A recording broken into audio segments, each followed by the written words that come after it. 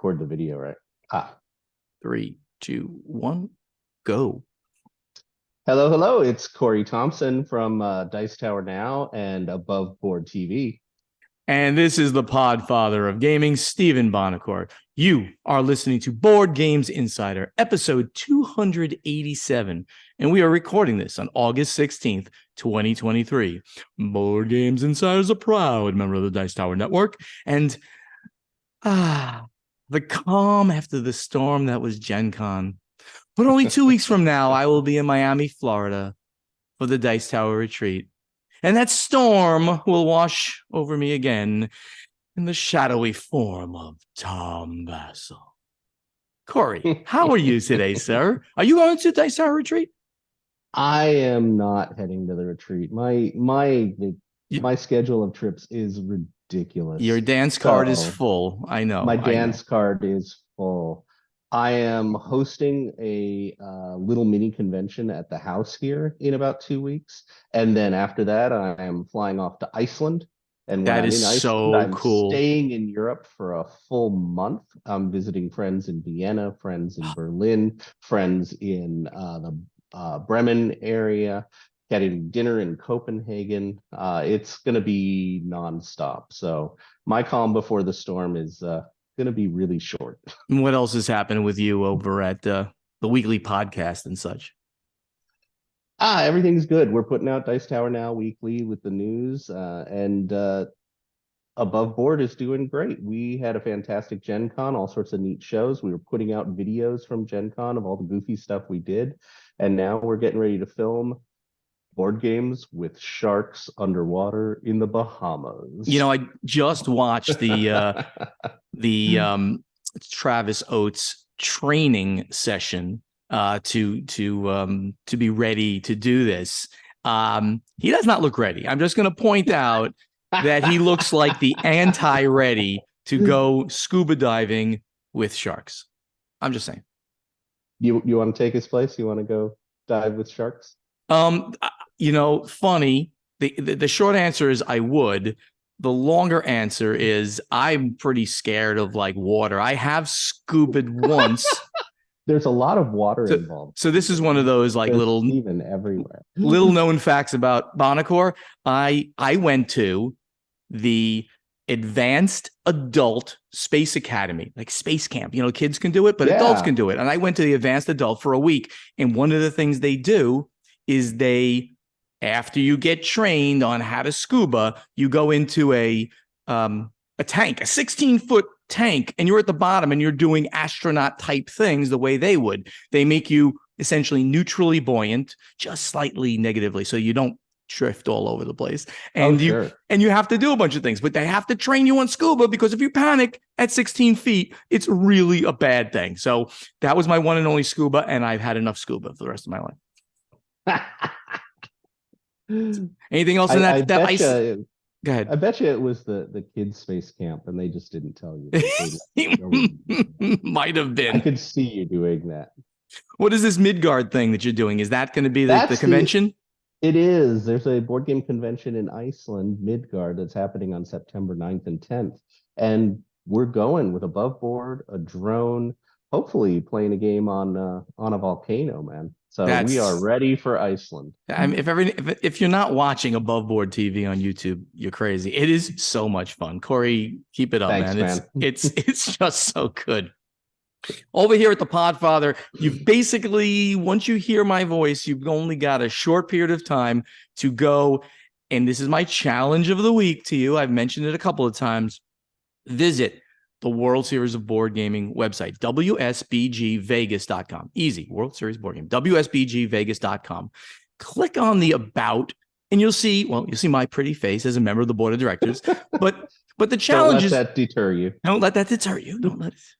But you'll see how it runs and how much fun this can be. Now, you could go and not compete in the main event in the ring. You can only compete in the outer ring, which is much less competitive. You compete, you win smaller prizes.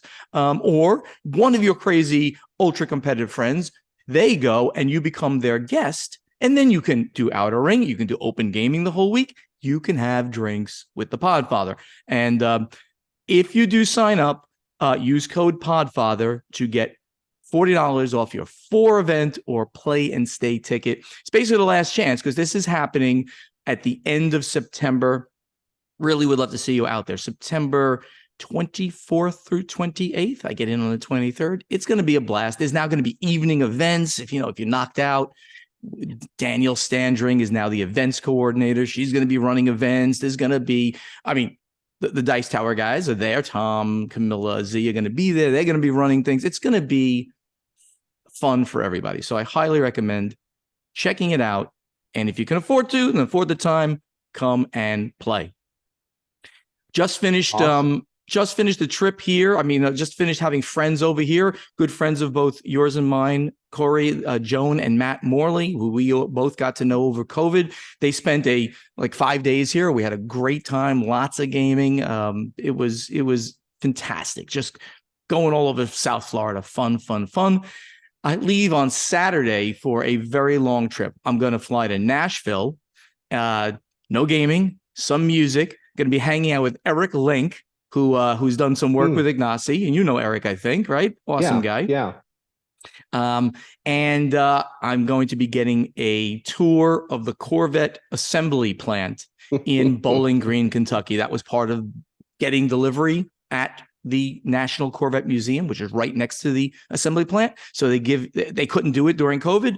They've reestablished it. I got in just under the wire. I can't wait to see how they made my car, how they make these things. It's going to be interesting. I've never obviously seen it except in some pictures. So that's going to be cool. I fly directly from there to New Jersey, see my mom, and then I get on a cruise going to New England and Canada. And this, while not officially a gaming cruise, it is because it's like my oldest friends in New Jersey, 18 total. That includes kids, but adult kids. So we even have access to the conference room because the Royal Caribbean said, sure, we're not using it. You can use it. So really, really cool. That's awesome. And then, as I mentioned, I rolled directly, almost one day here, rolled directly to the Dice Tower retreat in Miami, where I get to torture Tom again. Awesome stuff. Corey, I think it's time to and we have a lot of news. So the event deck.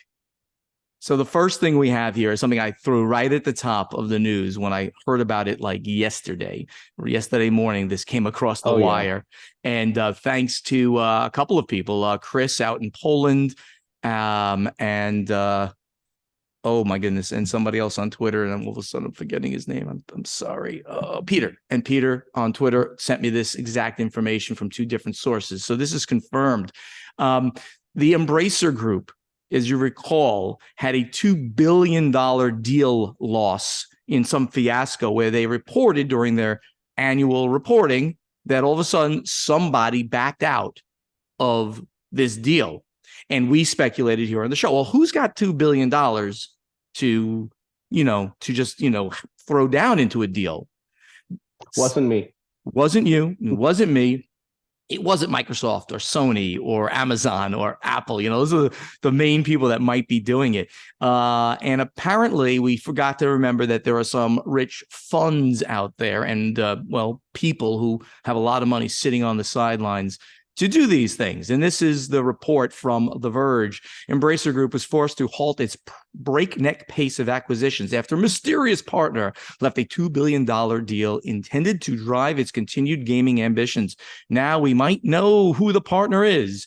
Axios reported today that Savvy Games Group is the party that backed out of the deal in May. Savvy is owned by Saudi Arabia's Sovereign Wealth Public Investment Fund, and it is the vehicle through which the Middle Eastern country funnels investments into video game industry. So interesting stuff. Why they backed out, of course, is not known, but now we know at least most likely who it was, and that information came from both Axios and The Verge. These are fairly reputable sites. Yeah, there's a lot of reports about it all over. And I guess back in June, there was a $1 billion public investment that they were doing. But it sounds like the whole thing just kind of fell through. Yep. to me, it's exciting news to hear about these huge deals and why didn't they happen. So, very interesting to me. So getting back to something that happened at Gen Con that we reported on, and it was a really crappy thing where there was a huge theft of Magic the Gathering cards. In fact, it was reported by the police, reported to the police, the Indianapolis Police Department, the INPD, and it was all over the news there. It made some national news too. $300,000 in Magic the Gathering cards were stolen. Now, thieves were not particularly smart. They were on video with, showing their faces, bringing a pallet in, taking the cards out on a pallet. And now, allegedly, they now have been found. The Indianapolis Police Department is calling them persons of strong interest. Let's get that right. So this is let's not say that they're guilty, but, they were wheeling a cart of Magic cards that were seen. 2 people wanted for questioning were caught on video moving a pallet of Magic cards, which is now supposedly missing and stolen. Right. Then disassembling the pallet, putting it on a cart, and leaving Gen Con. Right. But, and by the way, we're going to call names out here because they actually are part of the game industry, but they are innocent until proven guilty. I just hope that they turn themselves in and get questioned and clear their name. Right, Corey? We want them to clear their name if they are indeed interested. So the 2 people are TJ Dunbar and Andrew Pearson Glaum, who happen to be the game designers of a game called Castle Assault, which is now in the hotness on Board Game Geek at like number 6 as of me speaking here, specifically because of this. Again, this has been reported in the national news. I have a New York Post article. 2 men from the Big Apple. They live in New York City, by the way. 2 men from the Big Apple are being sought in connection with the theft of $300,000 in gaming cards at a popular convention in Indianapolis last week, authorities announced today. Thomas Dunbar and Andrew Pearson Guillaume, who are considered persons of interest, are believed to be the men caught on surveillance footage rolling a pallet of boxed Magic the Gathering gaming cards from the Gen Con Indy 2023 floor last week. And it's guys, I'm just going to say this. You're innocent until proven guilty, but one thing you are is stupid. So, it's really dumb to have done this.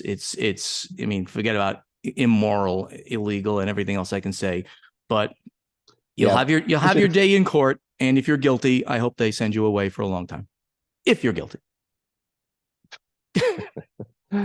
Just the pictures and the details just keep coming out. Apparently, they just walked away with a pallet of $300,000 of Magic cards. So I don't know how. Wearing, by the way, logoed and branded T-shirts from their company and game. Not the brightest bulbs in the batch, apparently. So, turn yourselves in and have your day in court. That's all. That's my specific advice to you. Okay. So at Gen Con, another thing happened. It was announced, and it was Webbed Sphere, which is the owner of Mayfair Games, the logo now, because they bought the logo. They bought the name. Mayfair was really strange. It was a couple years ago that Mayfair actually sold out all of its assets in the company. So all the games within Mayfair were sold away, and the company kind of was floating for a little bit. But now the company's been snatched up by WebSphere.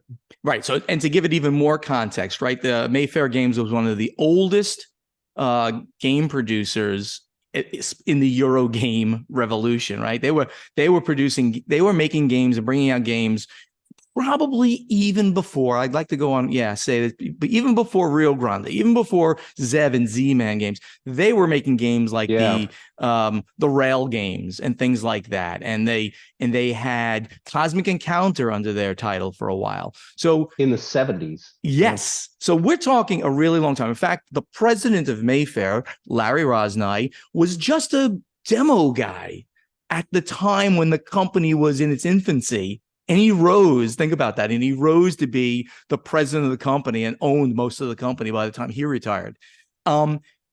Mayfair first they sold Catan, the brand of Catan, to Asmodee, who then created Catan Studio.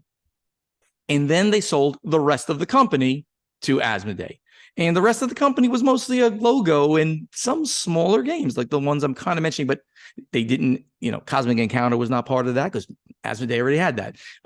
Some of these train games were part of it, I guess, but it wasn't much. And then for some reason, WebSphere has now purchased the brand, the logo from them. So we had reported that, and now, excuse me, Mr. B Games is the second acquisition by WebSphere Games. And that's the ownership of John Webb, right? That's his name, John Webb. He used to be the executive director over at Gamma about 5 years ago or so. Sure. So it's interesting to see that it looks like Mayfair's logo will come back. And it will hopefully Mr. B Games, has been around for a long time, and they put out a bunch of really nice games. This is Sean Brown. Yep. Days of Ire, Budapest 1965, Post-Human. They recently picked up Killer Bunnies, if anybody started in the industry playing Killer Bunnies. Thunder Rolls is one of my favorite racing games out of Mr. B. And it sounds like Sean Brown, who has been the spokesperson for Mr. B, owner, founder, everything, is likely going to be the person running Mayfair now. That is great to hear. It does list a president of WebSphere, but sure, they're going to need somebody to run the brands of Mayfair and Mr. B Games. So congratulations to all parties, especially Sean, who's a really loving guy. Oh, Sean's a fantastic isn't he? He's just such one of those just really wonderful people that you just, you see him, you want to hug him and just talk to him. And I didn't get a chance to say hello to him at Gen Con. Stopped by the booth, but he wasn't there, probably, raking in all his money. So, really happy for him. Really happy. Hope everything works out perfectly there for him, because he deserves it. Absolutely. Such a nice guy. Yep. So on to the news of the big gorilla, not even the Asmodee one, but Hasbro. Hasbro sells their Entertainment One film and TV unit to Lionsgate for $500 million. Who even knew they had a film and TV unit? Because when they do of course you did. When they do D&D, stories on it. Very good. When they did D&D, they're not doing it. They're selling that to another company. So I'm not sure. So the toy giant shed E1 to focus on branded assets like Peppa Pig, Transformers, and Dungeons and Dragons, as it looks to become a digital games giant. And just briefly, Lionsgate is set to buy Hasbro's Entertainment One film and TV business for $500 million under a deal unveiled last week. The price tag consists of $375 million in cash, subject to certain purchase price adjustments and the assumption of production financing loans, the company said before the stock market opened. The transaction has been approved by both companies' boards of directors and remains subject to customary closing conditions, including the receipt of regulatory approvals and all that. The Dungeons and Dragons movie definitely was involved with Entertainment One. It had a title placard and was advertised at the beginning of the movie.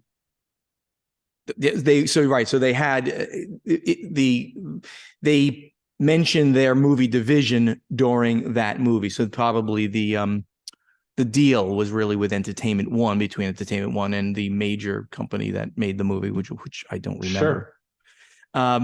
But on the same idea, the Hollywood Reporter, who actually, both of these articles are from the Hollywood Reporter, mentions that Mattel and Hasbro took different Hollywood paths.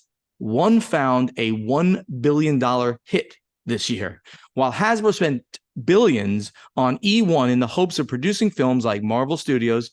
The Barbie company, which is Mattel, launched a film division, but emphasized licensing for film and TV properties. In September 2018, newly installed Mattel CEO, I can't pronounce his name, Nivan Krezes, revamped the toy company's Hollywood aspirations and launched film divisions with plans to bring its toy franchises to the big screen in licensing and partnerships with studios after options had lapsed on big titles, including a Sony Pictures adaptation of Barbie with Anne Hathaway attached to star. A year later, its rival Hasbro, let me just finish this up, Corey. A year later, its rival Hasbro set its sights beyond licensing its big franchises, Dungeons & Dragons, Transformers, G.I. Joe. It wanted to become Marvel Studios and produce its own films too. So Hasbro snapped up producer Entertainment One for $3.8 billion in August 2019 to cement those ambitions. So, wow. Hasbro took a huge loss on Entertainment One, where Mattel has made a crap ton of money on Barbie. Absolutely. You notice what picture they used for the beginning of this article? They're showing what is Barbie driving? Barbie is driving an old school Corvette, the pink old school Corvette with Ken in the back seat, which I love. It's beautiful. Bullet side Corvette, what, 58? That beautiful. I'm not. So I should know, but I'm not so versed on these. I would say this is probably a C2, like in the 57 era Corvette. It's gorgeous. I mean, it's pink. How could it not be gorgeous? So the moral here, I think, is what we're saying is that Mattel took a completely different tack than Hasbro. Hasbro bought an entire studio, spent $3.8 billion on it, ended up selling it for $500 million. That's bad. And in fact, sadly, Hasbro's Dungeons and Dragons movie did not do nearly as well as it hoped, though I loved it. I think most geeks actually liked it. It didn't do that well, while Mattel worked with another studio, got the licensing, sold the licensing rights for Barbie, and it's the biggest movie. It's the biggest movie to come out since before the pandemic. Blew up. Absolutely blew up. So interesting. Thanks to Melanie Cogdill, one of our listeners, for making sure I had that into the notes. And I want to, just in general, thank you to everybody who reaches out to us about news stories that they think are worthwhile. Please do that. You can reach us on via our Twitter accounts, posting them in various places. Just make sure I acknowledge you to make sure I see it. But thank you, Melanie and Chris. we are very lazy, and if other people can do the research for us, we are more than happy to let that happen. Corey, you are anything but lazy with the news, being the Dice Tower Now Dice Tower news guy. You also found this one that Warhammer molds, to be exact, cost Games Workshop over $8 million last year. Corey, what's a mold? Isn't that stuff that grows on my backyard, patio? That's exactly it. It has to do with penicillin, Fleming. I don't know. It's old. No, I mean, when they make the miniatures, there's a whole process. The miniature is sculpted out of something soft, usually a clay or a wax or something like that. The mold is the original sculpt is then converted into a metal mold that can be injected with plastic. Right. And there's a lot of secrets about how they do the plastic injection and how they set it. And if some companies do better than others. And all that. Right. And if I may add a little more color, think of a big block of steel, a huge block of steel, right? And then a sculptor creates what the miniature is going to look like. And then you get a negative imprint into that steel. And then you have these tubes that go into that area to fill it up. Ergo, it's called injection molding, and plastic is poured in there. And in one mold, you place many, many, many, many miniatures, because you want to get, for one injection, you want to get a lot of miniatures, a lot meaning, say, 20, not like hundreds. And they fill it up with plastic, and then they open the mold, and all the plastic pieces fall out, cool down, and they become your miniatures. Do it again. Go ahead. And they do it again and again and again. Corey, tell me about this crazy amount of money the Games Workshop spends on just the molds. Yeah, it's an interesting side to it. By the way, I think Ignacy put the story in. But I had read about it before this. Thank you, Ignacy, but you don't show up enough here. That I'm not thanking you. Thank you, Ignacy. We love Workshop spent $8.6 million, which is 6.7 million British pounds, on molds for Warhammer miniatures last year, according to the firm's financial report for 22-23. It says the majority are for new plastic miniatures, though that doesn't detail which Warhammer 40K factions or Age of Sigmar armies were reinforced by this investment into injection molding tools. Mm-hmm. So they're expensive to make, and GW is generally considered one of the best miniatures producers. So they're not going to spare any costs on their process and making everything work well. Right. I mean, think about it. This is their business, right? So if anybody is going to go the extra mile in creating the perfect molds, the perfect miniatures, it has to be them. That's essentially all the company does. That is their raison d'etre. Yeah. And then on top of that, GW spent a further $2.3 million on tooling, milling, injection molding, and paint machines. Wow. So ridiculous amount of money going into their bread and butter. So everybody who thinks the GW stuff is overpriced, they are spending over $10 million a year on just creating the stuff to make your miniatures. It might still be overpriced, but they are really spending a lot of money to do this. I mean, their pre-tax profits for the financial year 22-23 were $220 million. Not bad. Yeah. So GW, for everybody out there, remember, I wouldn't cry. Yes. Remember, Games Workshop, GW, as we call them, is a publicly traded company. You actually can buy stock. It's one of the few companies that you can actually buy stock in.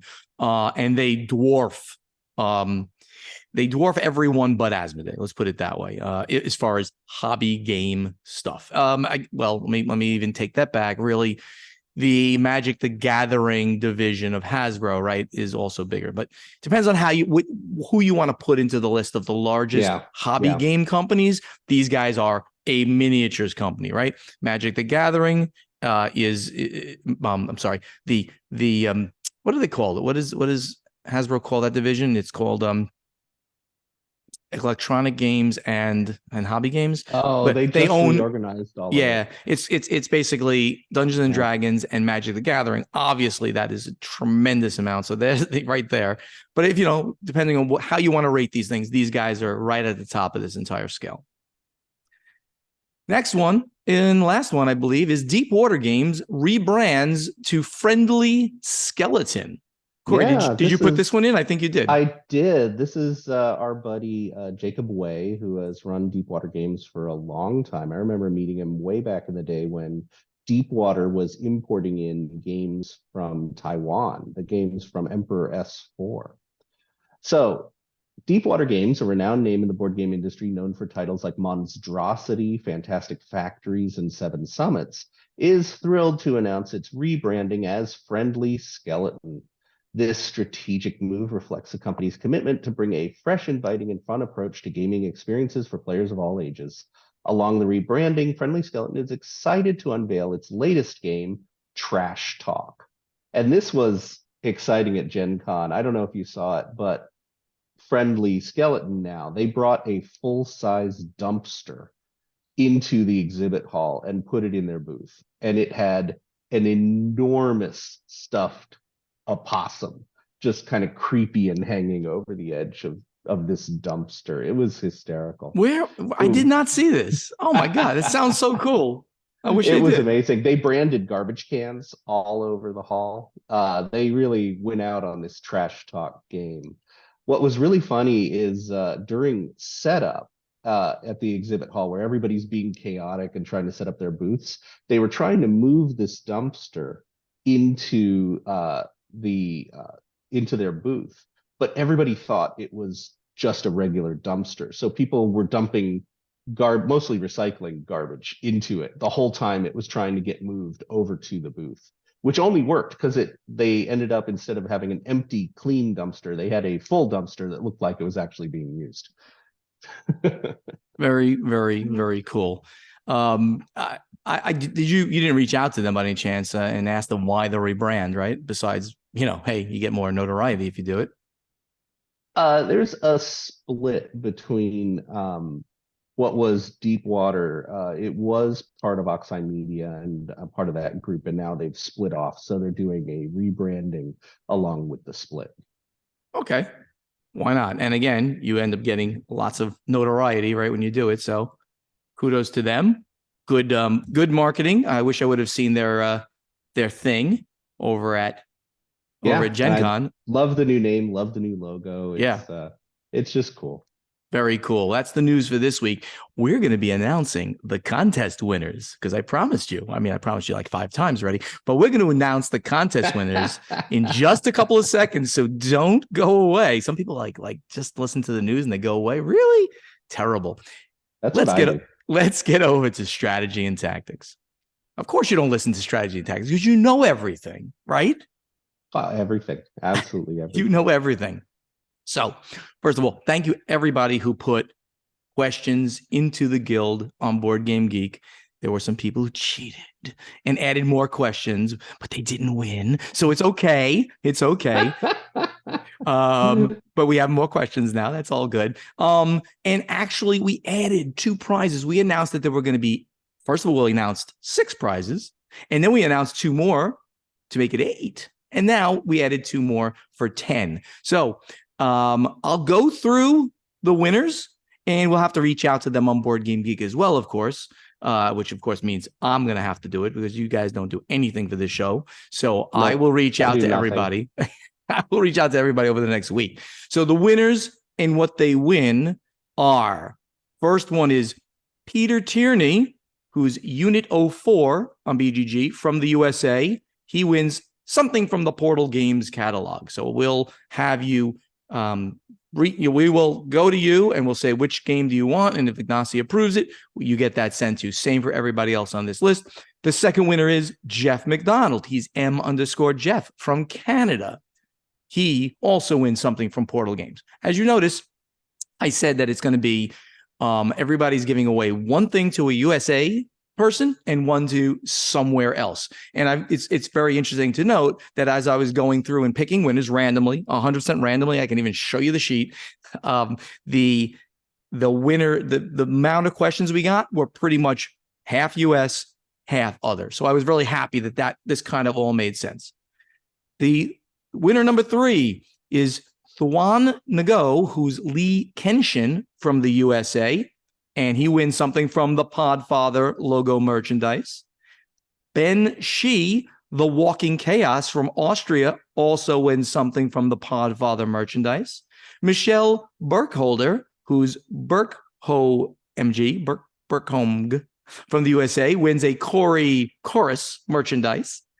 LOL, that's the best, maybe. LOL Margu, who's Lol Margu, from Luxembourg, also gets a Corey merchandise. Scott Dawn 1 from the USA gets something from the Grand Gamers Guild. And it's fact that's going to be all 7 titles in the Holiday Hijinks series. Another thank you to Mark Spector and the Grand Gamers Guild. Check them out. Great guy. He's so cool. He's so nice. Yeah. Mad Halfling, who's Mad-Halfling from the UK, also wins the same prize pack from the Grand Gamers Guild. Paul Marchbanks, very good friend of the show, and he's worked for me and Ignacy. His brothers work for Ignacy in the US. He's the Dicey Review on Board Game Geek. He's from the USA, and he's going to win something from Above Board TV. That's the thing that Corey added at the last minute. Thank you, Corey, for adding a couple more prizes. And finally, Eric Langenbach. He's always given us questions. He's Lagnus. He's from Sweden. He also wins something from Above Board TV. So I'll be reaching out to everybody over the next week. We'll need addresses, of course, and we will get you something after you pick something out. Some things like, from Above Board might just be a package because Corey only has a certain amount of stuff. Others, you get to choose something. Like Grand Gamers Guild, you know what you're going to get. 7 micro games. Very cool. All right. Now let's get to some questions. Valentin Cretin from France. He says he's at Kuntz on Board Game Geek. My first question is for the contest. Okay, well, thank you. So now we can get Corey and Podfather merchandise. When will Ignacy merch be added so I can order one of the above? Now, we're not answering that question, Valentin. Maybe I shouldn't even taken that one. Go ahead. I suspect what Ignacy would say is Portal Games has an enormous library of games that are all Ignacy merchandise. That's right. His name is all over. His name is over on about 100 different items. You're going to get, go buy one of those, and then you have Ignacy merchandise.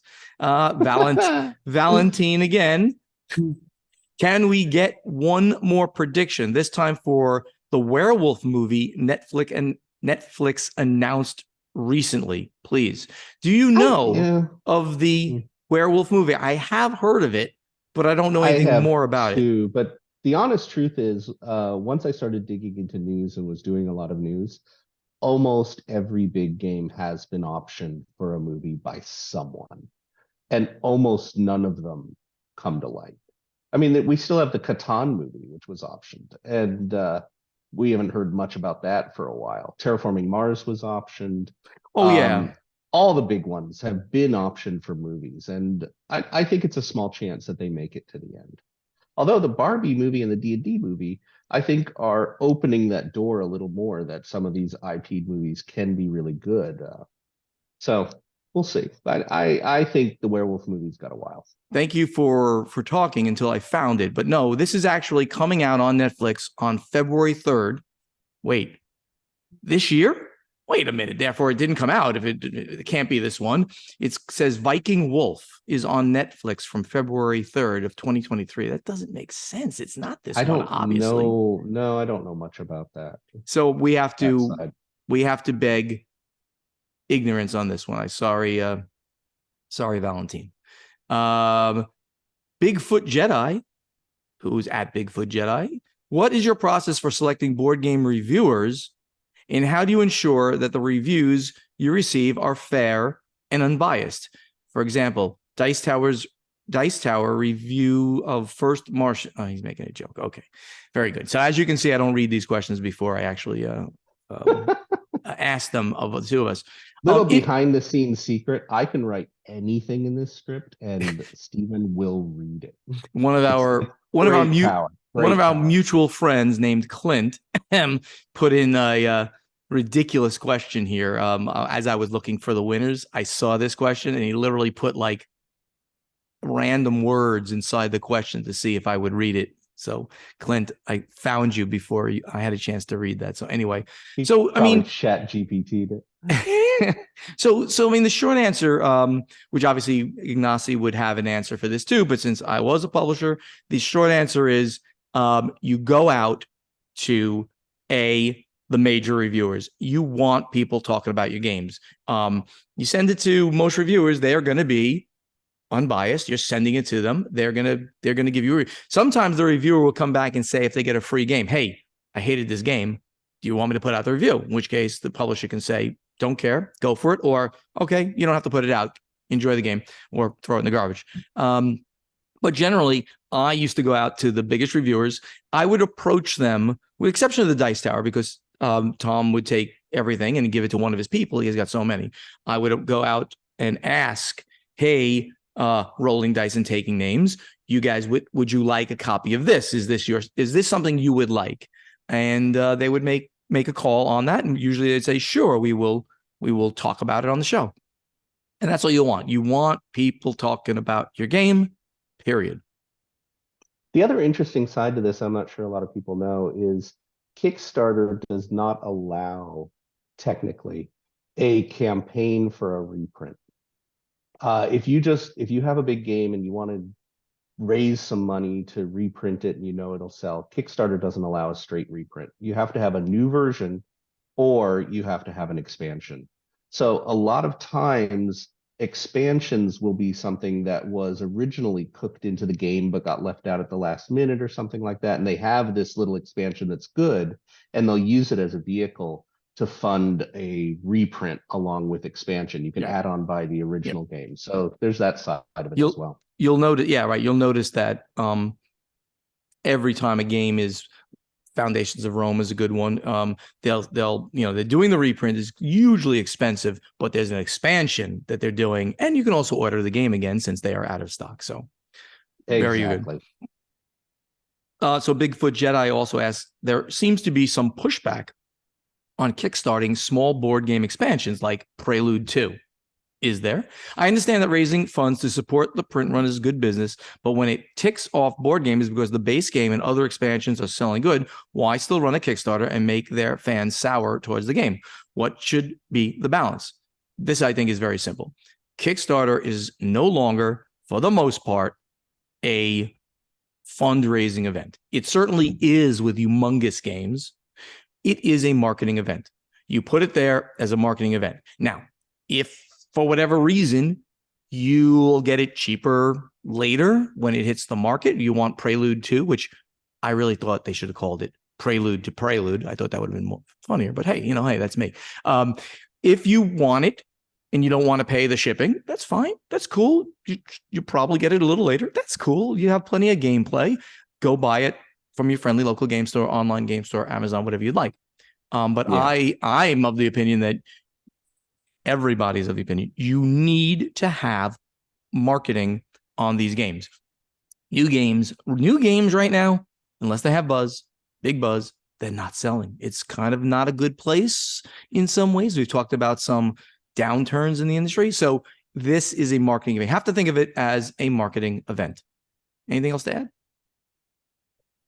I just want to add that I interviewed some prominent board game company owner in the day when Turmoil came out, who promised me that Turmoil was the last expansion for Terraforming Mars. Guess what? And I just want to say this company owner lied terribly to my face. Amazingly enough, he didn't lie, because under his tenure as president and owner. Oh yes, dude. What are you kidding? I didn't know about Prelude. All the rules changed now. I didn't know about Prelude 2 until you knew about Prelude 2. I mean, occasionally I go back to the company. I ask Travis, he's a good buddy, bought the company. He's a great guy. I ask him, hey, what's coming out next? I asked Fricks about a couple of things that I definitely cannot talk about because I would get a foot. Because theoretically you'd get in trouble like the last time you talked about it? Yes. Like the last time I opened my mouth up, I might get in trouble again. But there's going to be some great stuff. I mean, there already is, right? The dice game is coming out. Absolutely. I'm not complaining. I know. More Prelude is a brilliant idea. Yeah. And I just have to give you grief about it. And it fits in the box, so you don't got to worry. People are like, does it fit in the big box, which is right above my head right now, right? Corey, you can see if you're watching online, you can see that the big box is right there. I'm in Studio B. Mine's over there. Oh, I noticed what you have behind your head as you moved. You got a big Terraforming Mars game right behind your head. And mine is signed by Isaac. Actually, Travis, I think, is coming to the house in 2 weeks for this little get-together party. Oh, that's nice. I mean, he lives close. Really close. And since, you might want to make him a gamer since he barely plays games, the guy. Anyway. I try. Anyway, so you should pick up the game where you want to pick up the game is really the bottom line. That was to Bigfoot Jedi. This is an Ignacy question, so I guess we should wait on this one. It's also by Bigfoot Jedi, so I will remember to bring this later. Peter Woken, he says he's a good friend. You might know him. I know Peter. He's at Pandaware, very cool name on BGG. How do you feel about ads on the sides of boxes or as an insert in the game showing some of the publisher's other titles? So this is, I have an anecdote on this one. Corey, you want to go first? I have an anecdote to tell about this. I'm kind of neutral on it. The stuff that's on the inside box, not the lid, when you pull the lid off and it's along the edge. It's a nice place to put art and everything. I'm more of a fan of what's happening to more games now where there's a diagram of how to put the game away on that art on the inside box. I think that's great. Ads for other games, I could give or take it. I think average gamers shouldn't care. I mean, the publisher, though, that's called nice real estate for your billboard. So Stronghold did it for a few titles and then stopped, but I think it's a great place. In fact, here's something. My anecdote is that I was at a early Stronghold. I was at a seminar, and the speech in a New Jersey convention was DexCon, and Steve Jackson of Steve Jackson Games was there giving a little talk. and he was talking about marketing your games and stuff like that. And the one thing he mentioned, he goes, and he showed a box. He goes, and he opens the box. He says, this stuff right here on the box bottom that's covered when you close the box is amazing real estate for advertising games. He said, I will buy that real estate from people in their games. And he, Wow. And Kurt Covert, the owner of Smirk and Dagger Games, was sitting there, and he said to Kurt, would you let me buy that? He goes, Kurt said, we can talk. I don't know if anything happened about it, but right there, they started talking about possibly getting that space. So very, very cool. Peter also asks, how many playthroughs of a game are needed to hit the official time posted for a game? Should the time learning a game be factored into the time? So what Peter is asking us obviously is right. So on the side of a box, it always says a time, and that time is invariably always wrong. But in my opinion, it's wrong only because it should be I think it should be the time it takes when you don't have to read the rules and go through the rules like for every move you make. I agree totally. Yeah. So how many playthroughs are needed to hit that? My guess is that, for your average game, we're not talking about your Twilight Imperium, big, huge things I have over here, or War of the Ring I have over there. What we're talking about here is for your average Euro that, takes between an hour and 2 hours. I would think that you should come close to hitting that number on your second play. If you play it right there, you played it. Okay, I got it. We play it again. Definitely by your third play when you're really familiar with the game. I would have conservatively said at third play. Yeah, there you go. I think that the place where these times really are out of whack is when you have the larger, bigger Euros. Because I usually time my plays, I record my plays. And when I time my plays, I don't include the teaching time into that. And that can be an hour with a new big Euro. Recently, I played the new Terra Mystica, the new heavier Terra Mystica. And that teaching time took a little while for a group of people who'd never played it before. All bets are off when we're talking about big games. Because I play War of the Ring, right? Oh, yeah. And I can play War of the Ring with another player that knows the game in 3 hours solidly. Absolutely. It's, or less, depending on how badly I play. But when you're like first time you play, even if you watch stuff, you read the rules, you watch stuff, it's hard to remember all those corner cases and things like that because the rules change a little during the game and stuff. It's worth it though, guys. If you've never played War of the Ring, got the collector's edition right there. It's awesome. I hear you like it. I kind of like this game. All right, Corey, I see you're giving me the Ignacy signal to move on. Let's get over to play testing.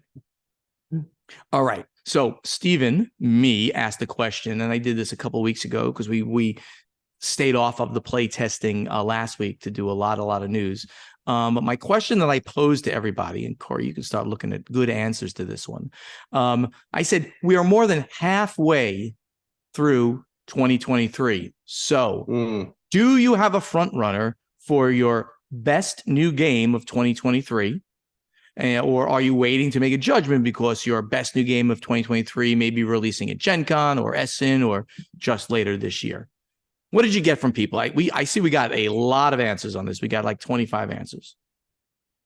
Oh, yeah. It was super popular. I mean, do you want your answer, my answer? Are we waiting? Well, I think, did we talk about this already? I thought we always give. No, maybe we didn't. I mean, quickly. Wasn't me. I wasn't there. I mean, my answer to this question is Thunder Road Vendetta is by far my leading candidate for Game of the Year. I bought the Maximum Chrome. Quite a few people agreeing with you. I see Rick Fuss saying Thunder Road Vendetta Maximum Chrome is the current front runner, and it's all over the list that people are putting out there. Eric Longenbach, who we just talked, he just won part of the contest. He says Clank Catacombs didn't show up here until early in the year, so it was kind of on the border. And Thunder Road Vendetta are probably my candidates for now. I just recently played Clank Catacombs, and yeah, it's the best. It's the best of the Clanks, I think. Very cool game.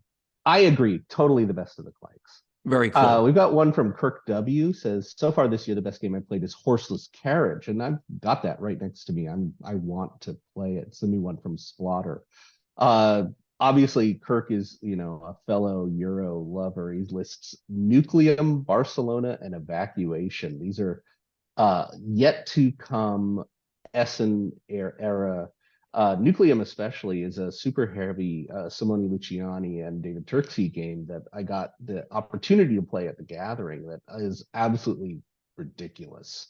I'm so excited about that one. That might be on my list of new game for 23, except it's not out yet. So I'm going to wait, reserve judgment until it comes out. Right. John Knost, longtime contributor, he mentions normally he doesn't get to play like new games every year, but he said going with this, he'd have to say Expeditions from like Stonemaier Games. It's sort of the in the Scythe universe. It looks very, very good. I saw it at UKGE. I saw them playing it again. Gen I Con. agree 100%. Expeditions was actually the one I was going to list as it's already out and it's my favorite of the year.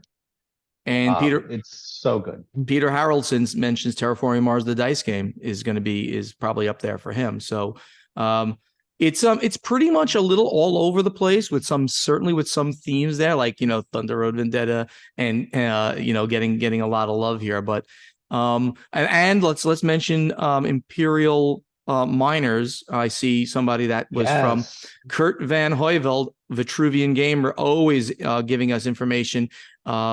He said that's a close number 2 is Imperial Miners for him. And I played it, and it really is the perfect lightweight game in that Imperial universe. I'm so excited. I haven't gotten a chance to play it yet. I'm so excited about it. You should have been at Dice Tower East. You would have played it with me.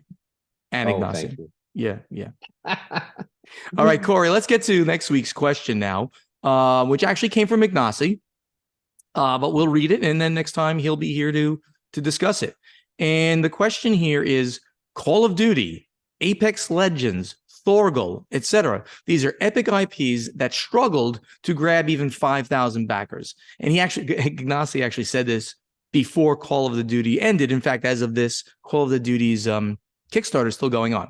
But they're not at like a mega number. They're at 100 and maybe about 200,000 as of me talking.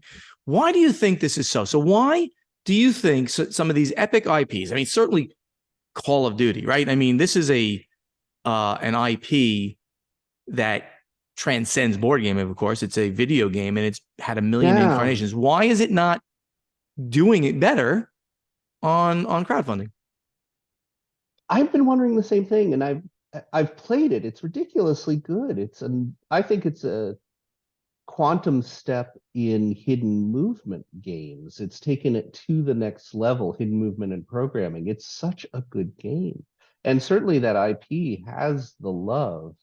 Hard to say. People might still be laboring under this view that IP games tend to be worse, because that was the case for the 90s, the 2000s. It was rare that an IP game was a really good game. People might be a little burned out on Kickstarters. We've had a couple Kickstarters that kind of underperformed. The new Gloomhaven Kickstarter did okay, but everyone expected it to do amazing. Hard to say. Kickstarter is a random gamble. Sometimes things do what we think, and sometimes they don't. My take is that these IPs are not as big to people like you and I, the average board gamer, than we think. Because like I've never played Call of Duty. I never heard of the Thorgal IP. Apex Legends, Corey, what is that one? See, I don't know Apex Legends, it's a really popular first-person shooter console game. Okay. So I am specifically not a console player, right? I had a PS2 and I played Rock Band a lot on the PS2. The Beatles Rock Band was my jam. I loved it. But and other Rock Band stuff.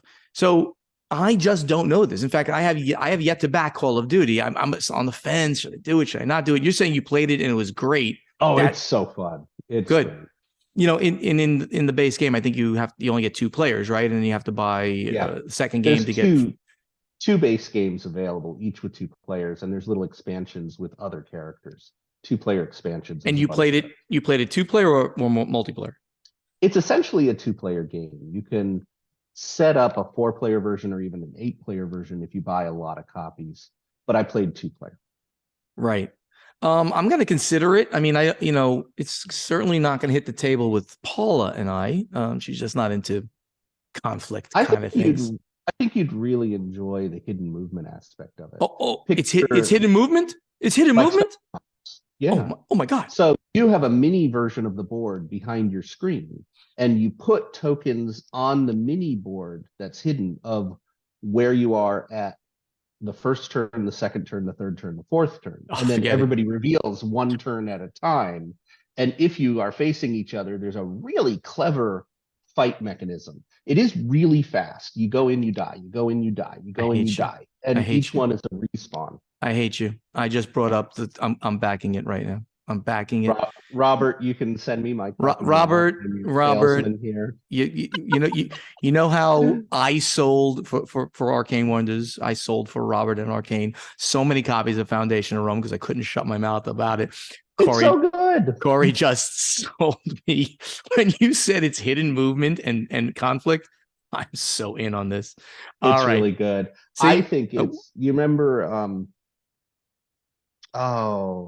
Never mind. I'm losing my train of thought. No, it's all but right. I think the other point on this is it's kind of showing that there's a disconnect between the video game world and the board game world. Yeah. We always think about video gamers love board games and board gamers love video games, but maybe these two worlds don't mix all that well. I think that is exactly it. So what do you guys think? Right now, because Corey doesn't know how to, created a thread on Board Game Geek in the Guild so that you can answer this question. So please go there, answer for us, and we may talk about your answer. I do not know how to use these computer machines. Yes, he doesn't. In the meantime, let's get to the final scoring. Thank you so much for listening, and help us spread the word about this podcast by telling your friends to download Board Games Insider wherever they like to get their podcasts, or watch Board Games Insider on the Podfather of Gaming YouTube channel. Want to be part of the podcast? You can ask us questions for our strategy and tactics segment, even though the contest is not running, by posting them in the correct thread in our guild on Board Game Geek. And also answer our question to you from our play testing segment, also by going to our guild on Board Game Geek and looking for the thread with this episode's questions. Check out our websites, which are Portal Games US, Podfather Gaming, and Dice Tower Dish, all.com. We are all over social media, so please interact with us on Facebook. Please like our pages, /Board Games Insider, love us, /Portal Games US, and /Podfather Gaming. You can also speak directly to Nasi, Corey, and Steven. Instagram and Twitter, it's at Portal Games US, at Podfather Gaming, and at Dice Tower Dish, and at Dice Tower Now. And the active YouTube channels are Portal Games Movies, The Podfather of Gaming, and Above Board TV. On TikTok, it's Portal Games US. Love to see you again in person. Come see me at the World Series of Board Gaming at the end of September. Come see me in Essen. Come see me at BGG Con. Come see me at PAX U. Corey, you going to any of those? I'm going to go to PAX. I'm going to go to BGG. All right, there we go. I'm going to be at Essen. Come see me at Essen. And Midgard. You're in Reykjavik. See me at Midgard. The Board Games Insider podcast was professionally edited by Matthew. It says Joshua right there, and I keep saying Matthew. Sorry, Matthew.